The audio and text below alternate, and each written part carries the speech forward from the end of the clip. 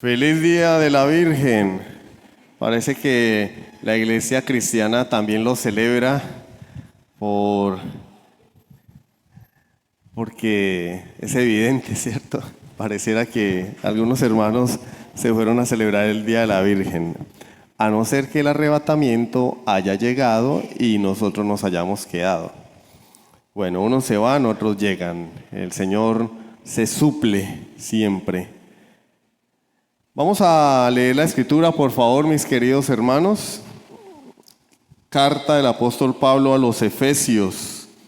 Seguimos con nuestro estudio expositivo de la carta a los Efesios. Como ustedes saben, iniciamos hace algunas semanas el estudio expositivo de los Efesios, la carta a los Efesios, capítulo por capítulo, versículo por versículo, teniendo en cuenta el contexto, la intención del autor y con la ayuda del Espíritu Santo extrayendo aplicaciones para nuestras vidas de este mensaje. Entonces, por favor, les pido que nos ubiquemos en la carta a los Efesios capítulo 1. Efesios 1, vamos a leer los versículos 3 al 12. Ya entramos en una nueva etapa de este texto del capítulo 1. Recordemos que Pablo inicia con una salutación y luego comienza dando gracias por la obra del Padre en favor de su pueblo.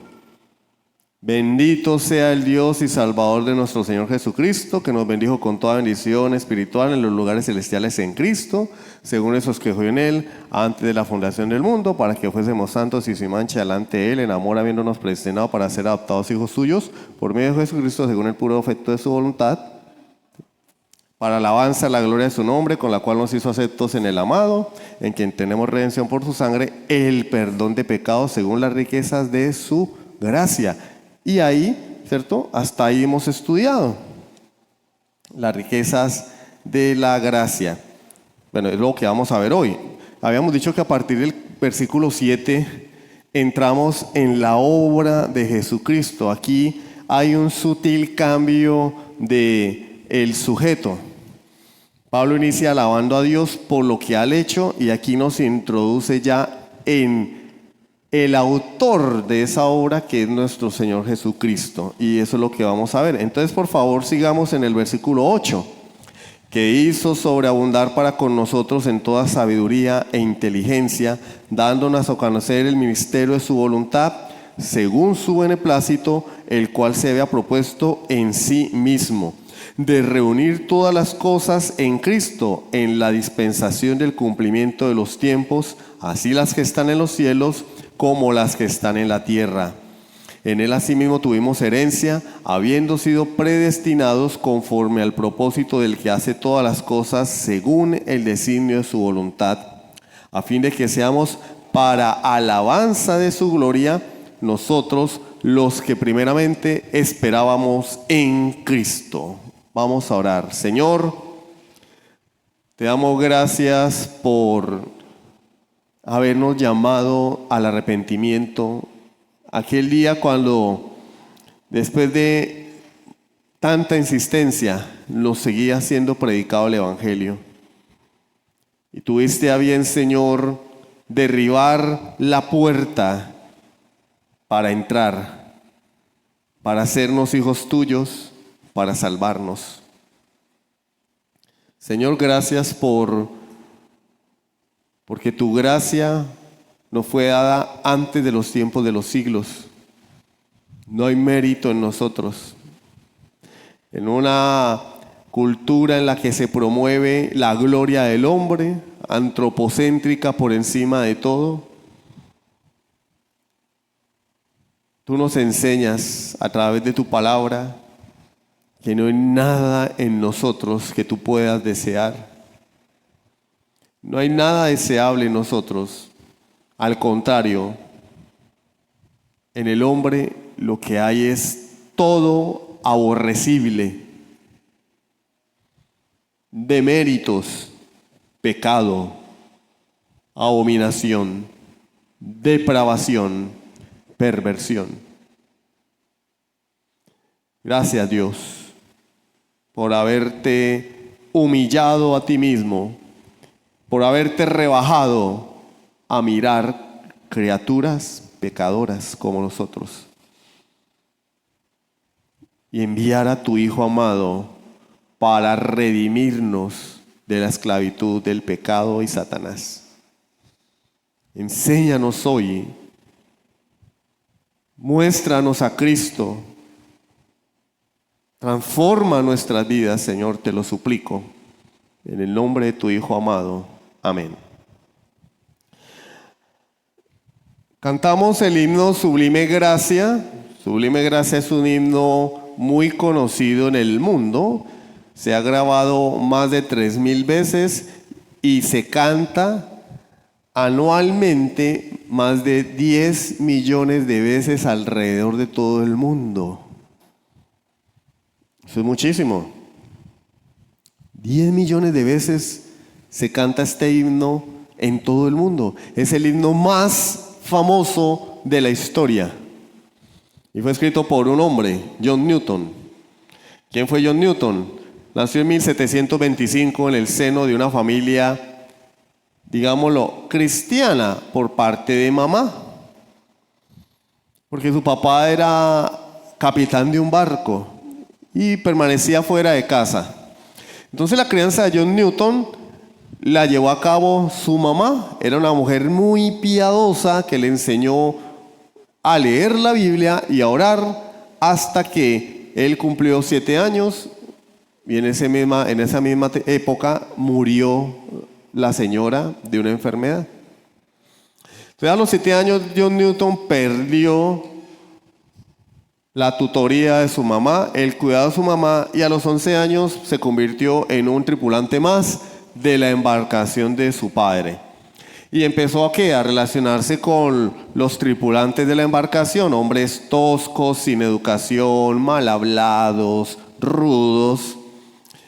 Y como ustedes entenderán, lejos de en él incrementarse el amor por Dios que le enseñó su mamá, comenzó a desarrollarse su rebeldía al punto de que este niño que fue formado en el conocimiento de Dios, no digo que era cristiano, sino que fue instruido, se convirtió en un enemigo de Dios que aborrecía todo aquello que tuviera que ver con Dios, con lo que su madre le había enseñado.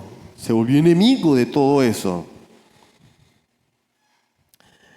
Cuando se enlistó en la marina, como era un joven rebelde que no soportaba la autoridad, desertó de la marina.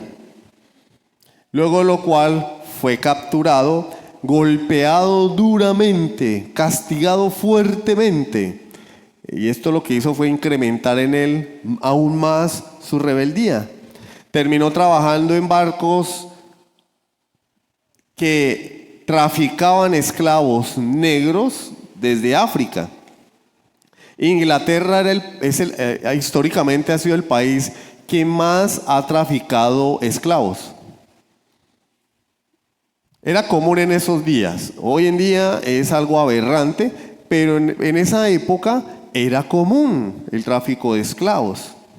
Y él comenzó a trabajar en un barco de esa índole, pero siguió con su rebeldía. No soportaba la autoridad sobre él y duramente también castigado por el jefe de ese barco, terminó siendo tratado igual que a un esclavo. O sea, el que trabajaba en un barco de esclavos se convirtió en un esclavo. Y al enterarse su padre, envía a un amigo a que lo rescate.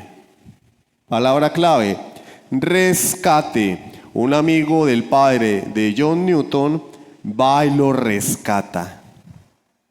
Pero igual esto tampoco fue algo que cambiara su vida.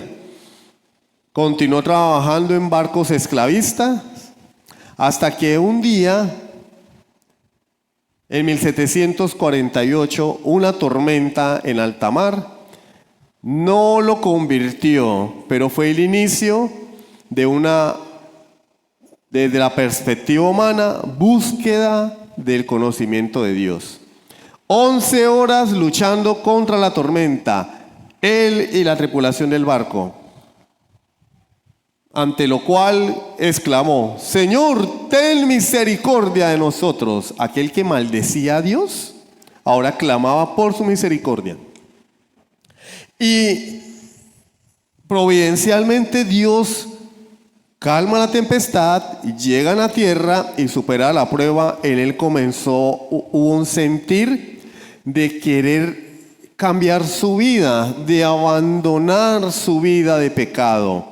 Y ya en tierra tuvo acceso a un ejemplar de la Biblia y comenzó a leer las Escrituras sin quien lo discipulara, sin un mentor, sin un tutor. Comenzó a leer las Escrituras, a devorar las Escrituras. Después de leer el Evangelio de Lucas, se convirtió a Jesucristo. Se convirtió al Señor Jesucristo. Pero su fe aún no era perfecta porque la práctica esclavista seguía siendo común en aquella época y se convirtió en jefe, en capitán de un barco esclavista o barco negrero. A pesar de ser creyente, traficaba con esclavos, pero la revelación de Dios lo iluminó y ya siendo consciente de su pecado, sintiendo un dolor profundo por lo que estaba practicando, dejó de traficar con esclavos. Posteriormente una enfermedad lo obligó a abandonar la vida del mar y se convirtió en un empleado de una corporación de barcos. Y estando allí fue que Dios lo llamó al ministerio. Comenzó a contemplar la idea de servirle a Dios como predicador del Evangelio. Y después de años preparándose para el ministerio, fue ordenado obispo anglicano. Se convirtió en un firme opositor de la esclavitud. Y ahora este ex traficante de esclavos, liberado de la esclavitud del pecado por el Evangelio, escribió el himno que cantamos hoy. Sublime gracia, Amazing Grace, o gracia asombrosa literalmente. Sublime gracia. El himno más cantado. Apoyó a William Wilberforce en la lucha por la abolición del comercio de esclavos y vivió para contarlo. El año 1807 fue abolida la esclavitud y ese mismo año murió. Pero nos dejó un gran legado, el himno más cantado en la historia de la humanidad por el mundo evangélico. Y una frase muy célebre: no soy lo que debería ser, no soy lo que deseo ser, pero gracias a Dios no soy lo que solía ser. Repito, no soy lo que debería ser, ya no soy ese pecador. No soy lo que deseo ser, yo deseo ser como Cristo, pero gracias a Dios no soy lo que solía ser, un miserable pecador. Esa es la vida de un traficante de esclavos que fue esclavo, fue liberado de la esclavitud, siguió traficando con esclavos, pero después se encontró con aquel que le daría verdadera libertad a su vida, el Señor Jesucristo, que lo liberó no de la esclavitud física, sino de la esclavitud espiritual, la esclavitud del pecado y de Satanás. El título del sermón de hoy es Redención en Cristo y vamos a ver 4 puntos. En primer lugar, el Redentor. En segundo lugar, el precio de la redención. En tercer lugar, los beneficios de la redención. Y en cuarto y último lugar, una conclusión y aplicaciones prácticas. Previo a ello les quiero decir que vamos a ver el desarrollo de nuestro sermón, no a lo largo y ancho del Antiguo Testamento, pero voy a utilizar 3 ejemplos del Antiguo Testamento donde podemos ver cada uno de nuestros puntos. El Redentor en la vida de Abraham, Génesis 14, El precio de la redención, Éxodo capítulo 12, el Cordero Pascual y los beneficios de la redención en la salida del pueblo judío del exilio por mano del rey Ciro de Persia, para que sepamos hacia dónde vamos a ir. ¿Listo? Entonces comencemos por el primer punto, por favor. El Redentor. ¿Qué es el Redentor? Y lo dije en la mañana, es una película de Jason Statham, el que hizo El Transportador. Pero yo no les voy a hablar de él. Son buenas las películas de él, pero no vamos a hablar de él. ¿Qué es el Redentor? Levítico 25, 47 y 48, por favor. Levítico 25, 47 y 48. Si el forastero o el extranjero que está contigo se enriqueciere y tu hermano que está junto a él empobreciere y se vendiere al forastero o extranjero que está contigo o a alguno de la familia al extranjero, después que se hubiere vendido, podrá ser rescatado. Uno de sus hermanos lo rescatará. Palabra clave, rescate. La palabra hebrea goel, que significa el que rescata a su pariente. ¿Qué es el redentor? El que rescata a su pariente, el goel. Nosotros no decimos rescatador, decimos redentor. Redimir es rescatar. Hay un hombre que contrae una deuda contra un extranjero, no tiene cómo pagar la deuda y él mismo se vende como siervo para pagar la deuda con su trabajo y con su vida. Una vez saldada la deuda, él recupera la libertad. Pero mientras él es siervo, tiene que trabajar para su amo, al cual él se vendió. Y lo que el Señor está diciendo acá es que si él ha entrado en esa relación amo-siervo con un extranjero, pero tiene un familiar, el deber de ese familiar es rescatarlo, redimirlo. ¿Cómo? Pagando él la deuda. Pagando él la deuda. En este caso, el familiar que paga es el goel, el redentor, el que rescata a su hermano, a su pariente. Éxodo capítulo 6, versículo 6. Vamos a ver al goel en el Antiguo Testamento. Éxodo 6, 6. Dios enviando a Moisés: por tanto dirás a los hijos de Israel, yo soy Jehová, y yo os sacaré de debajo de las tareas pesadas de Egipto, y os libraré de su servidumbre, y os redimiré con brazo extendido y con juicios grandes. ¿Qué dice el Señor? Yo te redimiré, yo te rescataré, yo te libertaré. Yo, Jehová, soy tu redentor. Te libraré ¿de qué? De las tareas pesadas de Egipto y de la servidumbre. Israel era esclavo en Egipto porque hubo un faraón que no le importó la obra de José. Eso es lo que significa un faraón que no conocía a José, no que no supiera quién era José, no le importaba quién era José, y esclavizó a la nación de Israel. Dios envía a alguien para que saque a Israel de Egipto, y él aquí dice: yo te redimiré, Israel, de la esclavitud de Egipto. Entonces ahora entremos en el ejemplo de lo que es el Redentor en la Escritura. Claro que analizando esta historia podemos encontrar varios elementos, pero quiero centrarme en la persona del Redentor.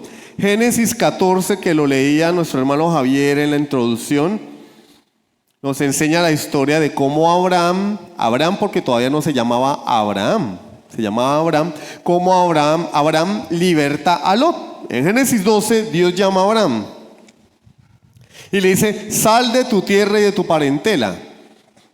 ¿Y qué hizo Abraham? Obedeció. Sí y no. Porque él creyó a Dios y salió, pero Dios le dijo: sal de tu tierra y de tu parentela y él se llevó a su sobrino. Allí desobedeció a Dios, porque su fe no era perfecta como la fe de nosotros. Estaba comenzando, creyó a Dios, pero no le obedeció plenamente. Dios le dijo: sal solo, sal de tu tierra, de tu parentela, déjalo todo. Y él se llevó al sobrino, lo cual en el capítulo 13 ya le trajo problemas, consecuencia de su pecado, porque los pastores de Lot y los de Abraham empezaron a pelear, a tener disputas por la tierra. Abraham le dice a Lot: Lot, no, tú eres mi sobrino, te amo, no vamos a tener problemas. Escoge tú la tierra donde quieras ir y yo me voy para el otro lado. Y Lot, como ustedes entenderán, buscó el beneficio económico, vio la tierra de Sodoma y dijo: uy, esta tierra está muy bella, yo me voy para allá, voy a ser más rico todavía. La ambición y la avaricia lo motivaron. La Biblia en el Nuevo Testamento dice que el justo Lot, que Lot era hijo de Dios, pero ser hijo de Dios no implica ser inmaculado y perfecto. Lot no era perfecto, se dejó llevar por la avaricia y terminó en un lugar en el que, como dice el Nuevo Testamento, su alma era afligida todos los días. ¿Yo por qué vine a vivir aquí, esta tierra de pecado? Bueno, por avaricia. Lo cual también trae consecuencias. Su pecado le costó todo lo que tenía, porque como leímos en el capítulo 14, el rey Kedorlaomer lideró un conjunto de 4 naciones para invadir Sodoma y las naciones vecinas, que le pagaban tributo a él. Sodoma y las naciones vecinas le pagaban tributo a Kedorlaomer. Pero dijeron: no, ¿por qué tenemos que seguir pagándole a este hombre? No, y se rebelaron. Y él no podía permitir eso. Como rey conquistador, no podía permitir que las naciones vasallas se rebelaran contra él. Entonces juntó 3 reyes más y dijo: vamos a acabar con esa gente. Y se fue allá. Venció en la batalla y tomó cautivos, adivinen, a todos los pobladores, incluyendo a Lot, su familia y sus bienes. En ese momento Lot lo perdió todo. En ese momento Lot pasó de ser un hombre rico a ser un esclavo, cautivo en manos de un rey invasor. ¿Qué tiene que ver eso? Bueno, versículo 15. Vamos a leer desde el 14, Génesis 14, el 14 al 16. Oyó Abraham que su pariente estaba, ¿qué? Prisionero, y armó a sus criados, los nacidos en su casa, 318, y los siguió hasta Dan. Y cayó sobre ellos de noche, él y sus siervos, y les atacó, y les fue siguiendo hasta Hoba, al norte de Damasco. Y recobró todos sus bienes, y también a Lot, su pariente, y sus bienes, y a las mujeres y demás gente. ¿Qué hizo Abraham? Redimió a Lot, rescató a Lot, libertó a Lot. Sí, no, porque Abraham tenía un ejército, 318 hombres que no eran guerreros profesionales. Dice que eran sus criados, nacidos en casa. ¿Tenían armas? Sí, pero no eran soldados profesionales ni guerreros experimentados. Y por fe, porque Dios le había prometido que en sus simientes serían benditas todas las familias de la tierra, Génesis 12, él fue confiando en que Dios le daría la victoria sobre sus enemigos, que no perdería su vida en batalla, y Dios con ese ejército tan pequeño venció a 4 naciones poderosas. ¿Poderosas por qué? Porque esas 4 naciones vencieron a 5. Kedorlaomer era un rey poderoso, y Abraham con 318 hombres venció. No él, Dios venció y le dio la victoria a Abraham. Dios envió a Abraham a redimir a su hijo Lot, porque Lot, a pesar de su pecado, era hijo de Dios. Lo rescató, y no solo a Lot, sus bienes, lo rescató y lo restauró. Abraham fue el redentor de Lot. Y en este relato, Abraham es tipo de Jesucristo, porque Jesús es nuestro redentor. Jesús nos sacó de la esclavitud del pecado. Jesús nos restauró. Restauró la imagen de Dios en nosotros y dejamos ser esclavos para ser hijos de Dios. El Señor lo dice claramente en Lucas 19:10. El Hijo del Hombre vino a buscar y salvar a la gente buena como tú. Es que tú eres muy valioso. Dios te necesita. ¿Eso es lo que dice la Biblia? Tú tienes un potencial. Tú tienes un campeón dentro de ti. Dios te necesita porque sin ti Dios no vale nada. Por eso Él envió a Jesús para morir por ti, porque tú vales mucho, ¿no? Eso no es lo que dice la Biblia. La Biblia dice, vino a buscar y salvar lo que se había perdido. Tú y yo estábamos perdidos en nuestros pecados, perdidos en el mundo, muertos en delitos y pecados. Efesios capítulo 2. Pregunta, ¿podía Lot liberarse a sí mismo? ¿Podía? ¿Podía el judío que se hacía esclavo de un extranjero liberarse a sí mismo antes de haber pagado la deuda? No. Tenía que venir un pariente a redimirlo. Lot no podía salvarse. Tuvo que venir el redentor Abraham a rescatarlo. Cristo es nuestro Goel perfecto, nuestro Redentor, que no nos libera de una esclavitud económica, temporal, nos libera de la esclavitud del pecado. Por tanto, su redención es eterna y espiritual, no temporal, económica o material. Cristo es nuestro Goel, nos compró para darnos libertad. Pero la pregunta que sigue a continuación es, ¿y cuánto costó esa libertad? Si Él nos compró, nos redimió, ¿cuánto pagó por esa libertad? Y eso nos lleva a nuestro segundo punto, el precio de la redención. ¿Cuánto pagó Cristo? ¿Cuánto? Cuando una persona compra una moto y la muestra, uno le dice, ¿y cuánto le costó? Lo primero que uno pregunta, ¿cierto? ¿Cuánto costó esa moto? Cristo nos redimió. ¿Cuánto costó la redención? ¿Cuánto pagó Él?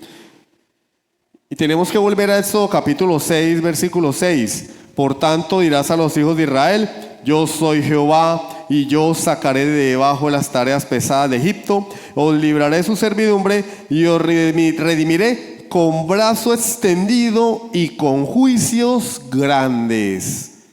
¿Cómo redimió Dios a Israel? Con poder, con su brazo extendido y con grandes juicios. Éxodo 12:13 nos relata la víspera de la salida de Israel de Egipto. Éxodo 12:13, y la sangre os será por señal en las casas donde vosotros estéis. Y veré la sangre y pasaré de vosotros, y no habrá en vosotros plaga de mortandad cuando hiera la tierra de Egipto. Les cuento. Faraón no quería dejar salir a Israel. Ya habían pasado 9 plagas. Faraón se arrepentía entre comillas, pero volvía a retener al pueblo. Y el Señor le dice, bueno,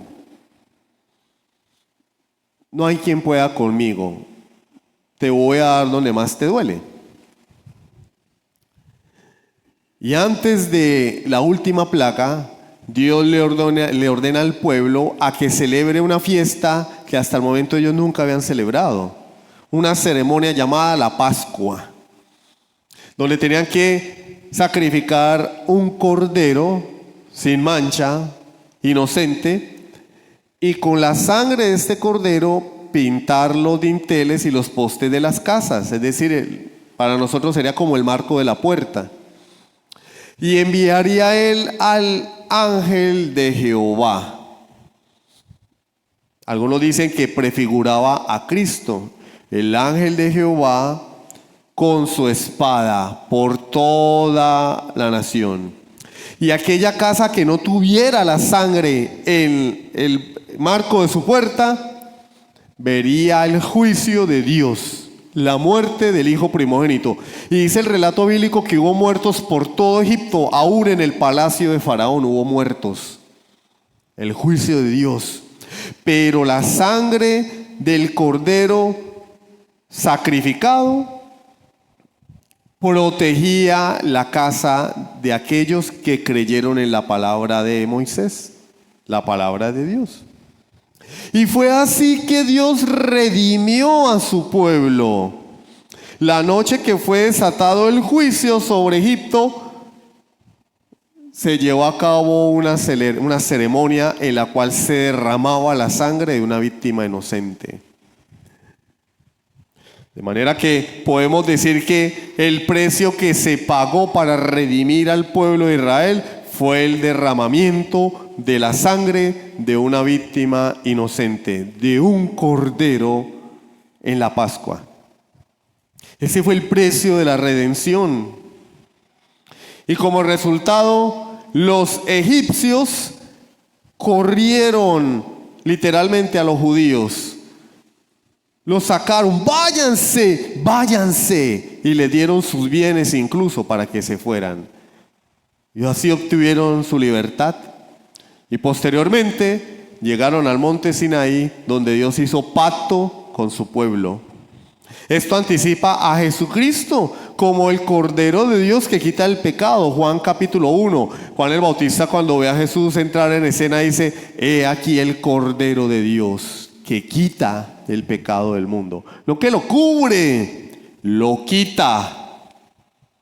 Él es el Redentor. Y para nosotros, pues, Cordero, sí, pero el judío que escuchó a Juan el Bautista hablar tenía que haber entendido: el Cordero Pascual nos redime delante de Dios temporalmente, pero este hombre es el Cordero que quita el pecado del mundo. La palabra del Señor nos lo explica en el Nuevo Testamento. Primera a los Corintios 5:7. Limpiaos pues de la vieja levadura, para que seáis nueva masa, sin levadura como sois. Porque nuestra Pascua, que es Cristo, ya fue sacrificada por nosotros. Pablo lo dice claro, hermanos. Nuestra Pascua es Cristo. No tenemos que celebrar Pascua. Esas congregaciones que celebran la Pascua están en pecado, porque están haciendo lo mismo que hace el catolicismo romano. El catolicismo romano, cada vez que se celebra misa, para ellos literalmente están sacrificando a Cristo. La doctrina de la transubstanciación. El vino del cáliz se convierte para ellos literalmente en la sangre de Cristo. De manera que cuando el sacerdote bendice los elementos y toma el vino, porque el único que toma el vino es el sacerdote, él está bebiendo la sangre de Cristo. Para nosotros es vino, para él no. Para él está bebiendo la sangre de Cristo, la sangre que él derramó en la cruz literalmente. Y el pan que es partido, la hostia o la galleta, para ellos, para el sacerdote y el pueblo que comulga, es literalmente el cuerpo que fue desfigurado en la pasión. Lo están partiendo cada vez que se celebra la misa. Según el Concilio de Trento, se está sacrificando a Jesucristo por los vivos y por los muertos. Investíguenlo. ¿Qué es la misa según el Concilio de Trento? El sacrificio de Cristo por los vivos y por los muertos. No es una liturgia más, es una abominación. Porque, como dijo un presidente, la papa es la papa, la yuca es la yuca, el pan es pan, el vino es vino. Son símbolos. Son símbolos. No se está matando a Cristo allí. Eso es una herejía. una falsa doctrina. Pero de igual manera la cristiandad en muchas congregaciones celebran la Pascua.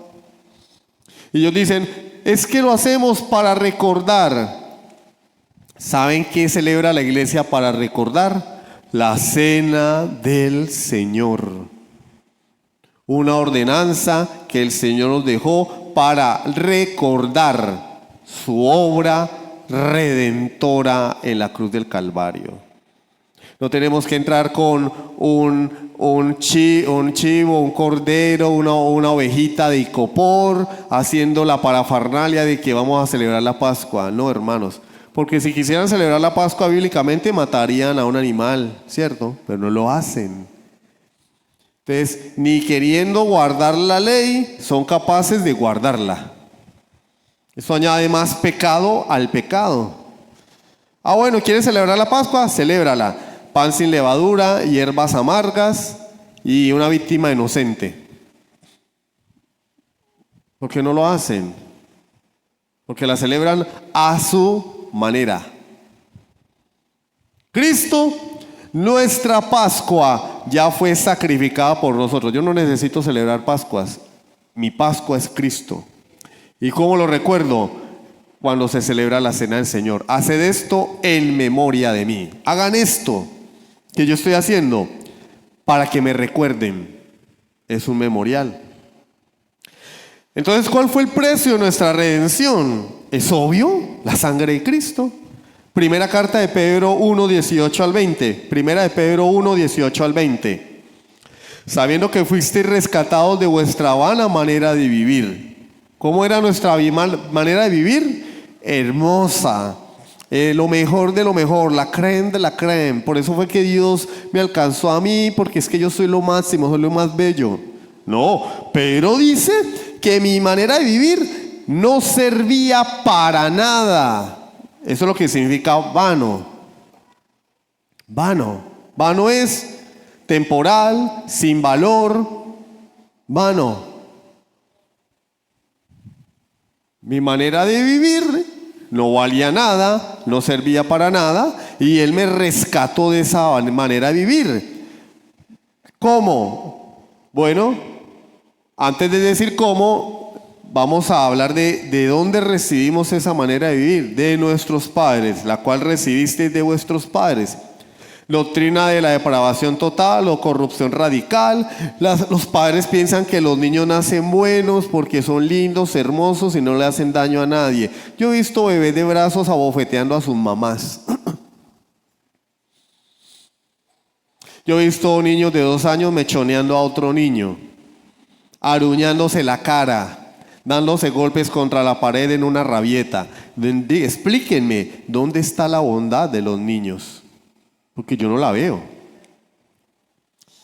Yo no la veo. Casi me asesinan porque dije que los niños eran anticristos en potencia, pero es lo que la Biblia enseña. La Biblia enseña que el hombre desde la raíz está dañado por el pecado. Génesis 6:5, vio Dios que la maldad de los hombres era mucha en la tierra y que todo designio de los pensamientos del corazón de ellos era de continuo solamente el mal. Del rey David dijo, en maldad he sido formado y en pecado me concibió mi madre. Bueno, somos malos de la cuna a la tumba. Nadie se crea bueno aquí. Nadie crea que le hace un favor a Dios viniendo aquí. Nadie crea que le hace un favor a Dios orando, leyendo la Biblia, dando una ofrenda o porque le predicó el evangelio a alguien. Señor, como decíamos la semana pasada, tienes que ponerme mi carita feliz. Hice la buena obra del día. Ayudé a una anciana a cruzar la calle. Después la atropelló un carro, pero yo la ayudé a cruzar la calle. Mi carita feliz, ¿dónde está? No, hermanos. No merecemos nada porque por naturaleza somos una raza caída. Recibimos esa vana manera de vivir de nuestros padres, pero gracias a Dios Él nos rescató. ¿Cómo? No con cosas corruptibles, no con diezmos, ofrendas, primicias, pactos, semillas. Decía yo en el culto de la mañana que la iglesia hoy, la iglesia moderna en esta temporada se vuelve agrícola. Te vuelven agrícolas. ¿Por qué? Porque mire, siembras, semillas, espigas. Se vuelven agrícolas. Los pastores se vuelven hombres del campo, porque empiezan a hablar de todo eso, ¿no? Siembras, primicias, espigas, cosecha. Claro, para el bolsillo de ellos, sinvergüenzas. Pero Dios no necesita eso, hermanos. Porque Él no nos está cobrando la salvación. Porque lo que Él pagó por nosotros no fue dinero, fue la sangre de su Hijo, fue la vida de su Hijo. Por eso, lo que Él exige del creyente no es dinero, es su vida. Cuando una persona dice, yo me entrego a Cristo, tiene que pensar muy bien lo que está diciendo, porque Dios dio la vida de su Hijo amado, y Él no espera menos de nosotros. Aquel que viene a Cristo, viene completo, no por pedacitos. Bueno, yo le voy a dedicar a Dios el domingo. ¿A qué culto voy a ir? Bueno, yo voy a ir al de temprano porque después tengo muchas cosas que hacer. Bueno, no, yo voy a ir al de las 11 porque en la mañana aprovecho y trabajo un ratico, voy a hago mercado, voy al de las 11, a las 12, bueno, el pastor se extiende a veces, qué mamera. No, pues apenas salgo y me voy a hacer mis cosas. Y ya cumplí porque fui al culto. Mañana lunes Dios me tiene que bendecir. Porque yo ya compré con mi preciosa asistencia el favor de Dios. ¿Qué pensarían ustedes si yo les dijera, bueno, hermanos, yo ya prediqué hoy 2 veces, denme las gracias porque prediqué, y ahora ustedes me tienen que bendecir a mí y el Señor me tiene que bendecir a mí? ¿Qué pensarían ustedes de mí? Pensarían mal, dirían, oiga, pero este pastor se volvió la prosperidad, se volvió un megalómano, se le subió a los humos del ministerio. Bueno, ¿y por qué los creyentes hoy en día no lo dicen, pero lo piensan? Ya fui a culto, Dios tiene que bendecirme. Ya fui a culto, ahora merezco. ¿Sí o no? No me digan que no lo han pensado, lo hemos pensado, hermanos. Porque todos nosotros llevamos aquí adentro un legalista, porque eso es el fruto de la carne y de la naturaleza caída. Un legalista que constantemente quiere comprar el favor de Dios, constantemente desea que Dios le pague por lo que él hace. Pero fuimos redimidos con la sangre preciosa de Cristo, como de un cordero sin mancha y contaminación, ya destinado, ¿cuándo? Desde antes de la fundación del mundo, hermano. La salvación fue planeada antes de la creación. Tú y yo no tenemos nada que ver ahí. Ni tus obras, ni tu buen comportamiento van a mover el brazo de Dios, porque todo lo que sucede, Él ya lo ordenó antes de la fundación del mundo, incluyendo la salvación de su pueblo. La salvación es por gracia, hermanos, no es por obras. Fue destinado antes de la fundación del mundo, pero se ejecutó, se manifestó en los postreros tiempos. ¿Por qué? Porque no lo ganamos. Es que Dios tenía que salvarme. No, por amor, no por mérito. ¿Por qué me salvó Él a mí? Por amor, no por mérito, hermanos. Si ustedes van a leer la Biblia de Génesis a Apocalipsis y nunca van a encontrar un versículo que diga que nosotros tenemos mérito, que nosotros nos ganamos la salvación de Dios. Siempre es gracia, siempre es amor, siempre es misericordia. No solo eso, Jesús murió y con su sangre nos redimió, pero no porque a Él lo obligaron, lo hizo voluntariamente. Juan 10:18. Juan 10:18. Por eso me ama el Padre, porque yo pongo mi vida para volverla a tomar. Yo puse mi vida, a mí nadie me obligó. Nadie me la quita, sino que yo de mí mismo la pongo. Tengo poder para ponerla y tengo poder para volverla a tomar. Este mandamiento recibí de mi Padre. Cristo se hizo obediente al Padre. En la economía trinitaria está lo que se conoce como subordinación económica. Siendo Dios Padre, Hijo y Espíritu Santo, consustanciales, completamente Dios cada uno, el Hijo voluntariamente se somete al Padre para salvarnos a nosotros. El Padre le dice: Hijo, tienes que morir por mi pueblo y será tuyo. Y él dice: heme aquí, envíame a mí. Lo hizo voluntariamente, hermanos, él nadie lo obligó. Cuando él estaba muriendo en la cruz, hermanos, si él hubiera querido, hablando de las posibilidades humanas, se hubiera bajado, porque tú y yo no valemos nada. Tú y yo no valemos la pena para que el Hijo de Dios muera en la cruz por nosotros. Pero no lo hizo por amor a ti y por amor a mí. Hasta la muerte, Filipenses 2, y muerte de cruz. Se hizo obediente hasta la muerte y muerte de cruz. ¿Cuál fue el precio en conclusión? La vida del Hijo de Dios. La muestra del amor de Dios. El amor de Dios no es como el de nosotros. Yo te amo. Te amo, Señor.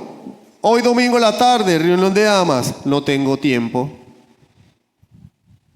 Pero no es que amas a Dios. Dices que amas a Dios. Alcen la mano los que aman a Dios. Vamos a comprometerlos de una vez. Vamos a hacer como las iglesias carismáticas, ¿no? Iglesias carismáticas, dígale al de al lado, dele un codazo, háblele, alcen la mano. Alcen la mano los que aman a Dios. En serio, alcemos la mano los que decimos amar a Dios. Hoy a reunión de damas. Damas cristianas que hablan la palabra de Dios, porque no vienen a comadrear, ni a chismosear, ni a jugar. Vienen a compartir la Biblia. ¿Qué vas a hacer? Amas a Dios, ¿cierto? Esa mano que acabaste de levantar la vio Dios. Allá tú con él, mujer. Y los hombres también, porque a veces la mujer quiere venir y el hombre: ay, y mi cena, y mi comida, ¿y quién va a cuidar al niño? Pues cuídelo, hermano. Se va a morir porque la mujer lo va a dejar 1 hora y media en la casa. Le van a jalar los pies las ánimas del purgatorio. Le van a jalar los pies porque quedó 1 hora y media solo en la casa cuando su mujer viene acá a instruirse en la palabra de Dios. Cosa que muchos esposos no hacen. Como los esposos no lo hacen, pues la iglesia tiene que cubrirlo. Amamos a Dios. Nuestra vida debe ser de Dios, hermanos.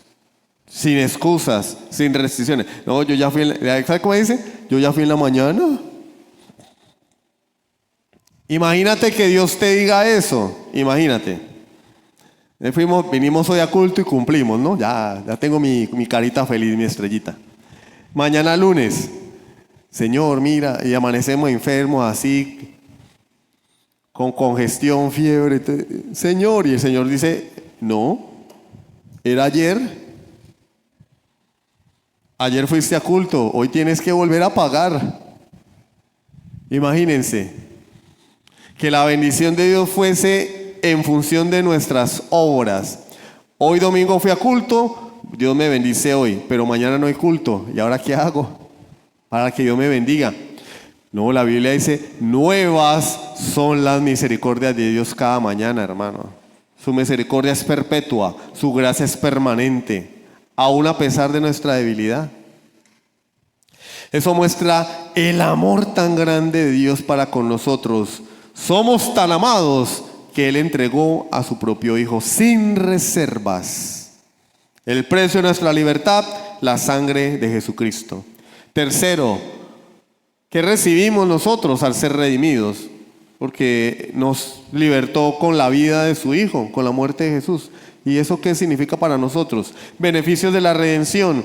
Permítanme citar el libro de Isaías, que lo estamos leyendo en el devocional diario, Isaías 45:1. Así dice Jehová a su ungido, Isaías 45:1. Anótenlo y después lo leen en casa.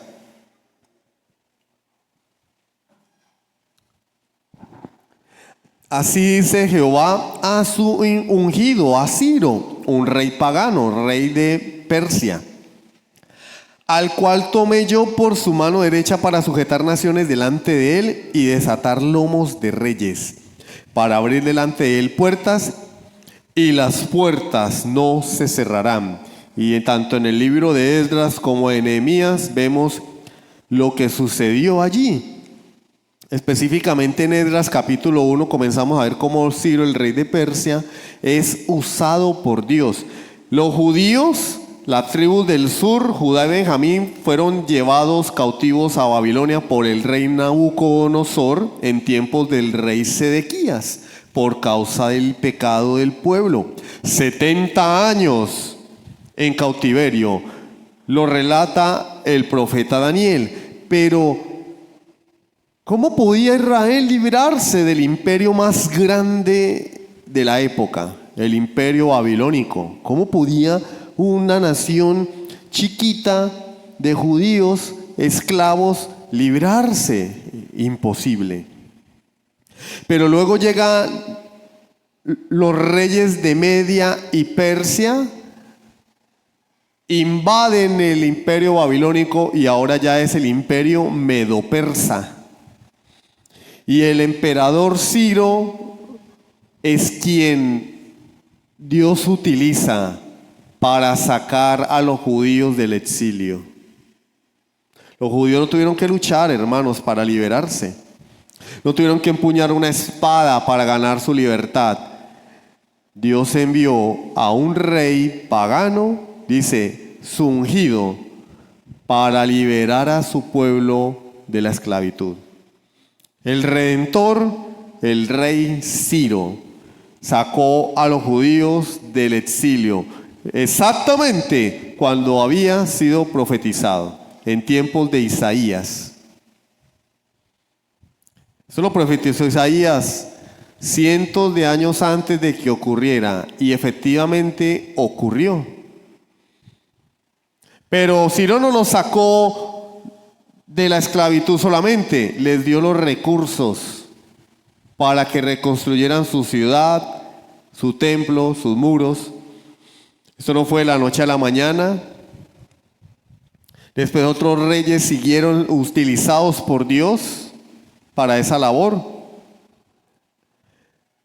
Pero Judá pasó de ser esclavo a ser nuevamente una nación.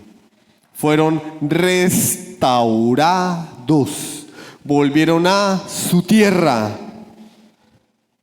porque un redentor lo libertó, en este caso Sirio. ¿Qué recibieron ellos? Su tierra, su riqueza, su templo, su religión. Y nosotros, Cristo es nuestro redentor. Cristo nos da una tierra, una patria celestial. Cristo nos saca de la esclavitud no para darnos una ciudadanía terrenal, para darnos una ciudadanía celestial, hijos de Dios. Nos da una identidad, hijos de Dios. No somos esclavos del pecado, ahora somos hijos de Dios. Y nos dará una tierra en el futuro, en la eternidad, cielos nuevos y tierra nueva donde mora la justicia, una esperanza futura. Él nos sacó de la esclavitud para restaurarnos. Efesios 1:7, en quien tenemos redención por su sangre, el perdón de pecados. No recibimos beneficios terrenales, recibimos el mayor beneficio, hermanos, perdón de pecados. La relación con Dios restaurada, hermanos. El pecado se interponía entre Dios y nosotros, es quitado de en medio por la obra de nuestro Redentor. Ahora nuestros pecados son perdonados. Podemos acercarnos a Dios porque Él nos ha hecho sus hijos en Cristo. Colosenses 2:14, y a vosotros estando muertos en pecados y en la incircuncisión de vuestra carne, ¿cómo estábamos? Agonizando, ¿cierto?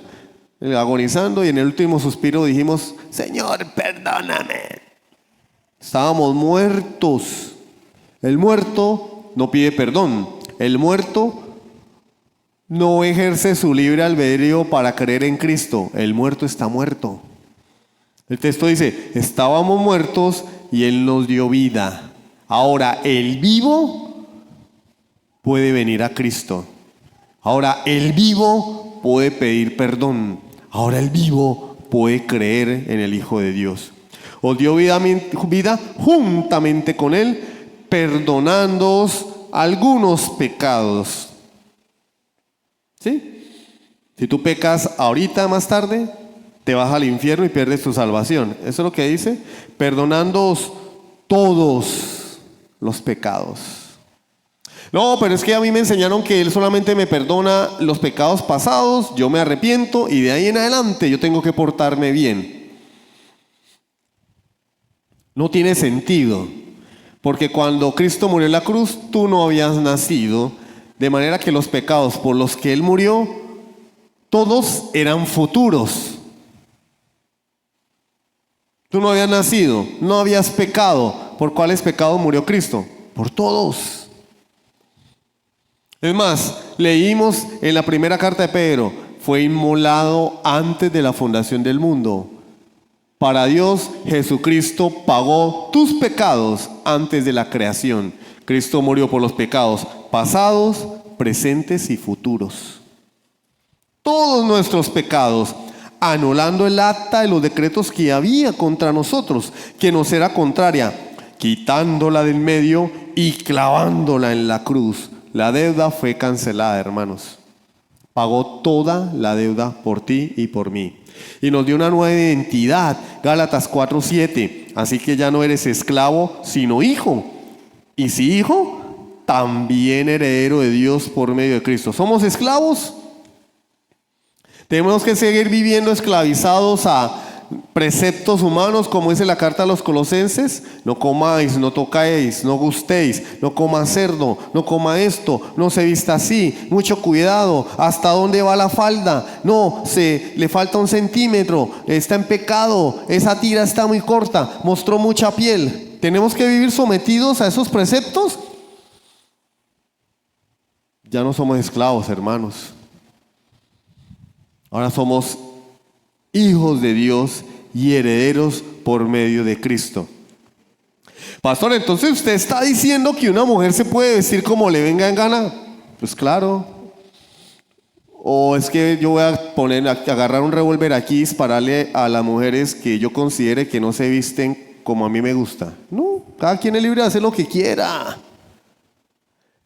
Pero el que tiene a Cristo es nueva criatura. Según a los Corintios 5:17, de modo que si alguno está en Cristo, nueva criatura es. Las cosas viejas pasaron y aquí todas son hechas nuevas. Es una nueva criatura, nuevos deseos, nueva mentalidad. Dios hace la obra, hermanos.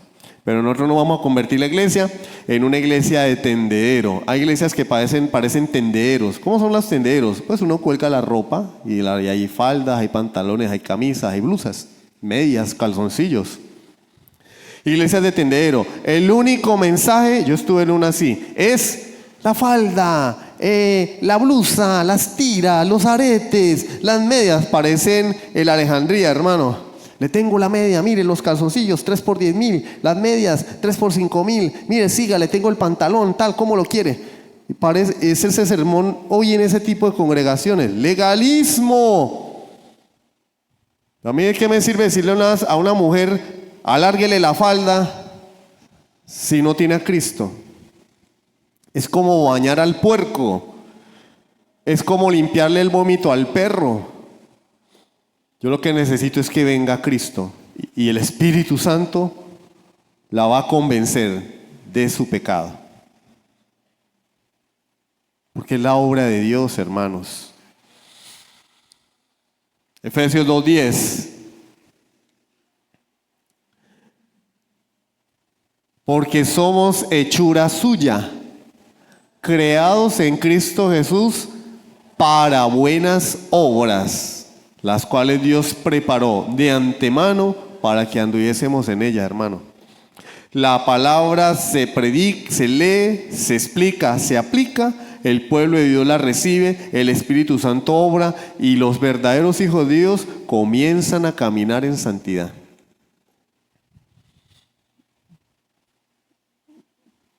El que conoce a Dios nos oye. El que no conoce a Dios no nos oye.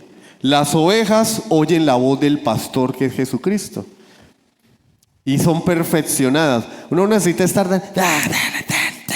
dele a la gente, no, hermano, porque yo no soy el policía de la moral intergaláctica. ¿Sí? Se predica la palabra y Dios hace la obra en sus hijos, porque Él nos compró. Si tú has sido comprado por Cristo con su sangre, ahora eres de Él. Y Él va a obrar en ti, sí o sí. Ezequiel 36. Haré que andéis en mis mandamientos. Está hablando Dios, hermanos. Yo voy a hacer que ustedes anden en mis mandamientos. Yo voy a hacerlo. Así que no se preocupen por las faldas y las tiras.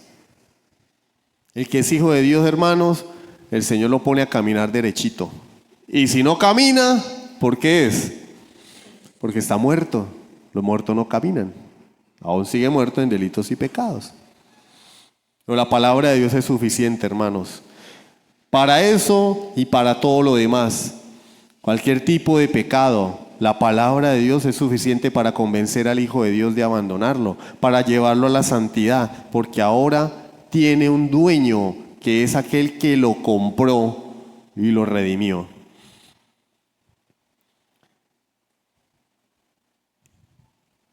¿Según qué nos compró Jesús? Según las riquezas de su gracia, hermanos. Gracia, no obras. Gracia, no obras. No vengas al culto para comprar la bendición de Dios. No des una ofrenda para comprar la bendición de Dios. No madrugues a orar a las 3 de la mañana, como escuché a cierta pastora, entre comillas, porque las mujeres no son pastoras. Eso no existe en la Biblia. Bueno, sí, había una. ¿Quién es la única mujer pastora que existió en la Biblia? Raquel. Ella era pastora, pero de esas ovejas que hacen me. Pero no existe tal cosa en las Escrituras. Si el feminismo haya entrado en la iglesia, eso no existe. Pero una pastora se jactaba mucho y decía, no, yo me levanto a las 3 de la mañana y duro 3 horas, oro 3 horas todos los días. Yo estoy en ese nivel de santidad. Ay, no, pues bájate del trono, Jesús, porque te llegó la competencia. Esta mujer es más santa que vos. No, hermanos. Oramos porque dependemos de Dios. Venimos a la iglesia porque queremos aprender de Dios. Adoramos a Dios porque estamos agradecidos con Dios. ¿Ve? El motor es Dios y su obra de salvación. Y lo que hacemos es respuesta a Dios. Son respuestas a Dios. Es nuestra respuesta al entender la grandiosa y maravillosa salvación que hemos recibido. Pero cuando entres por esa puerta, deja al legalismo allá. Deja a ese viejo hombre allá, ese legalista. Bueno, yo hoy canté y no desafiné.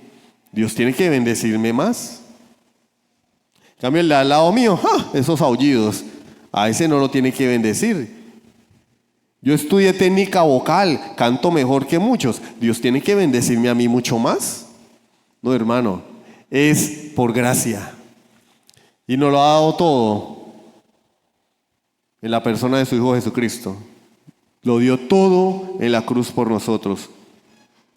Conclusión, Cristo nuestro Redentor, Él es quien pagó de manera definitiva y suficiente el precio de nuestra libertad y salvación.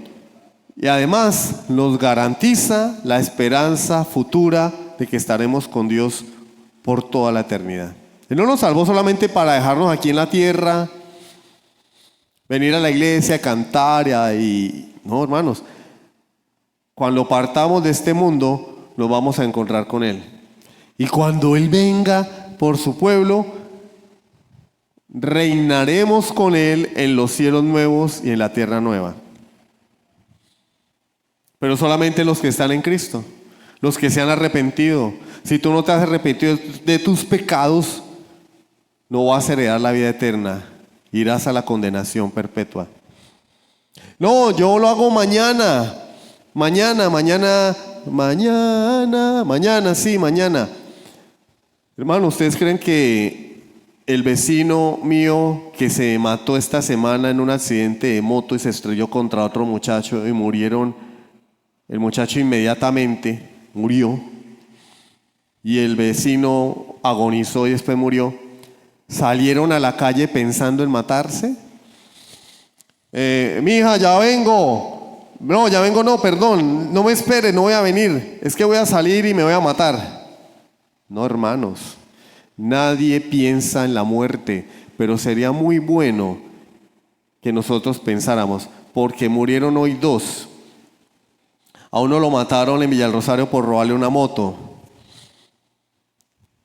Eso quiere decir que la cola está avanzando.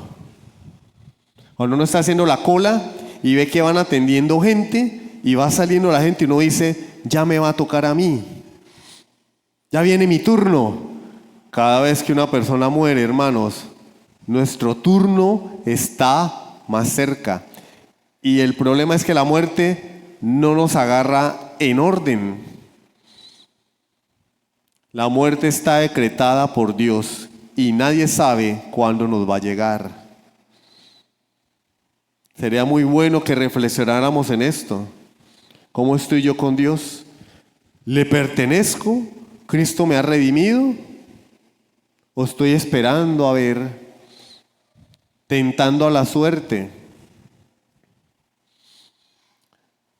Aplicaciones. Debemos vivir como redimidos. ¿Y eso qué es? ¿Has sido redimido por Cristo? ¿Por qué te empeñas a seguir comprando el favor de Dios? ¿Por qué sigues pensando que tú mereces el favor de Dios? Y todo lo pensamos en algún momento. No, yo me he portado bien. Cuando uno habla con algunos hermanos en consejería, uno les pregunta, ¿y cómo está todo? ¿Bien? ¿Bien? No, ya eso es preocupante, hermano, porque es como cuando alguien va al médico. ¿Ustedes han ido al médico alguna vez? Claro, uno va al médico, ¿qué tal que el médico le pregunte, ¿cómo has estado? Bien. Y el médico le dice, ¿a qué vino? ¿A qué viniste? ¿Está todo bien? No, excelente. Pero le duele la rodilla, le duele la espalda, le duele todo, pero no, estoy bien. Hermano, necesito hablar ¿cómo ha estado todo? Bien. Y entonces, no, pues que tengo estos problemas, pero la culpa es de mi mamá, la culpa es de mi papá, la culpa es suya, pastor, la culpa es de los hermanos de la iglesia, la culpa es de todo el mundo. Bueno, pues entonces no deberías haber venido tú, debería haber venido tu mamá, tus hermanos, tus vecinos y todo el mundo, porque ellos son los del problema, tú no. Hermano, la salvación es por gracia. Él vino a salvar pecadores. Yo no he venido a llamar a justos, sino pecadores al arrepentimiento. Si tú estás aquí, eso es una señal de que el mundo está mal y de que tú necesitas de Dios, aunque seas cristiano. Todo es por gracia, hermanos. Dependemos de Él. Deja de querer ganarte el favor de Dios con tu comportamiento. Tu comportamiento debe reflejar gratitud a Dios, no comprar el favor de Dios. La palabra del Señor nos dice que la redención es según las riquezas de su gracia, no por cumplir leyes, no por hacer obras, según las riquezas de su gracia. en quien tenemos redención por su sangre, el perdón de pecados, según las riquezas de su gracia. Es por gracia. Tienes a Cristo, es gracia. Estás vivo hoy, es gracia. Tienes comida en tu mesa, es por gracia, hermanos. Oras si Dios te oye, es gracia. Lo cual implica que si Dios no quiere responder tu oración, no la responde, porque no te lo debe. Es gracia. Por eso muchas de nuestras oraciones no son respondidas, porque todo es gracia. Si Él quiere dárnoslo, nos lo da, y si no, no, porque es gracia. La gracia no se debe. La gracia es un regalo. Él nos ha dado identidad en Cristo. 2. No debemos seguir hombres. Hoy en día vemos el fenómeno de creyentes que siguen hombres. Cuando el pastor en esas congregaciones donde a los pastores los quitan y los pones como fichas de ajedrez, según la conveniencia, ¿no? Parecen ya el catolicismo romano. Cuando un cura comete cierta clase de pecados, en lugar de destituirlo, lo mueven y lo mandan a otro lugar, ¿cierto? Y en la iglesia evangélica hoy en día, la mal llamada iglesia evangélica, sucede lo mismo. Cuando un pastor comienza a cometer cierto tipo de desórdenes, pecados escandalosos, en lugar de destituirlo y disciplinarlo bíblicamente, lo mueven. Bueno, vamos a mandarlo para otra parte. Y después traen otro. Y entonces los que seguían a ese pastor, llámese Benito, al pastor Benito, ya dejaron de asistir a la iglesia. ¿Y por qué no estás asistiendo a la iglesia? No, porque es que a mí me gustaba, era el pastor Benito. Con el pastor Juanito no me la llevo bien, no me gusta como predica, él es diferente. En cambio el pastor Benito era puro amor. El pastor Benito era puro amor, en cambio el pastor Juanito es duro. Y por eso no volví. ¿Cuánto tiempo ya sin congregarte? No, como 5 años, desde que el pastor Benito se fue. Ah, tú sigues hombres. O sea que el pastor Benito fue el que murió por ti en la cruz, él pagó con su vida tu salvación. No, hermanos, somos seguidores de Cristo. Somos seguidores de Cristo. Lamentablemente hoy también vemos el fenómeno de pastores que cometen pecados que los descalifican para el ministerio. Y ahí es cuando los débiles y los incrédulos abandonan la fe. Seguimos a Cristo. Seguimos a Cristo. Se va el pastor, abandona la iglesia, como ustedes entenderán. Pastores que dejan a las ovejas botadas, pero seguimos a Cristo. Porque Él fue el que nos compró. Como decía el himno, ya pertenezco a Cristo. Yo le pertenezco a Él. Y el hombre que peca, el líder que peca, tendrá que rendirle cuentas al juez insobornable que es Dios. El perdón de Cristo, 3, no solamente nos limpia, también nos restaura. Cuando Ciro sacó a los judíos de la cautividad, no los dejó botados. Los equipó para que restauraran su nación. Él nos restaura. ¿Y a dónde nos llevó Dios cuando nos perdonó? Bueno, mi hijo, ya te salvaste, defiéndete como puedas. No, nos trajo a la iglesia, a la familia de la fe. En la iglesia son puros hipócritas. Dijo Sugel Michelén, ven, hay espacio para uno más. Porque el que está acá no es Jesús. La que está sentada ahí no es Jesús, pero tú tampoco eres Jesús.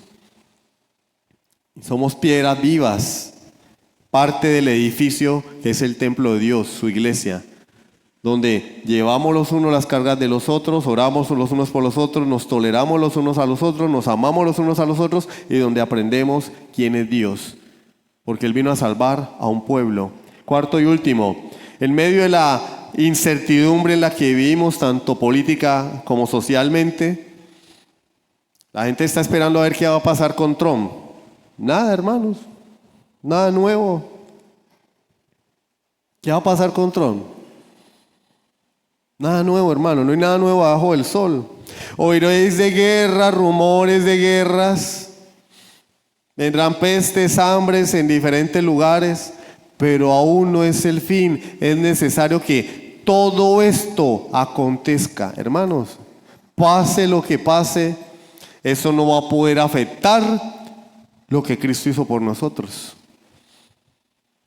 Nos afecta acá, claro, pero debemos confiar, estar tranquilos en que le pertenecemos a Él. Y pase lo que pase en esta vida presente, nuestra ciudadanía está en los cielos, hermanos. Sí, es duro, lo puede afectar a uno económicamente, la familia, lo que sea, sí. Pero eso no es para siempre, hermanos. Las aflicciones son temporales, pero lo que viene es la gloria eterna. Por siempre y jamás en la presencia de Dios. Amén. Vamos a orar.